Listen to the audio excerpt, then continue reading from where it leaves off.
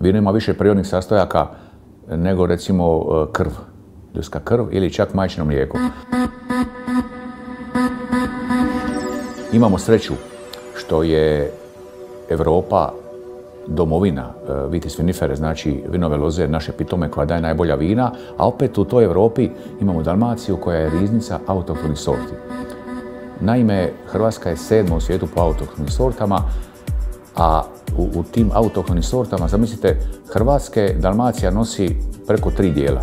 Morali smo samo dočekati te mlade vinare, pogotovo zadnjih 10 godina koji su naslijedili vinograde od svojih djedova, očeva, educirali se, tako da su i te sorte koje su imale neke negativne konotacije tipa debita, kujundžuše, danas su fantastične. Smatramo da treba pružiti šansu tim malim nepoznatim vinarima. Mi smo jako mala zemlja i jako mala proizvodnja u svjetskim razmjerima, znači možemo ići samo kvalitetom ili nekakvim takvim pod navodnike egzotičnim stvarima koje bi mogli plasirati po jako dobroj cijeni. Hvala.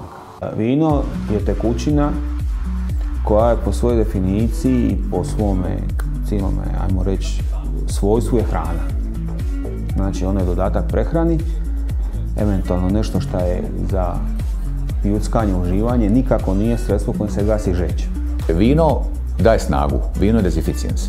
Međutim, naši poljoprivrednici, naši težaci po otocima za vrijeme dugih ljetnih mjeseci radili su u polju. Oni nisu mogli piti vino kao takvo. Morali su nadoknaditi tekućinu i snagu. Idealna kombinacija bila je bevanda. Znači vino domaće razblažiti sa vodom. I toga su se držali da bi spriječili dehidraciju i da bi im dalo snagu.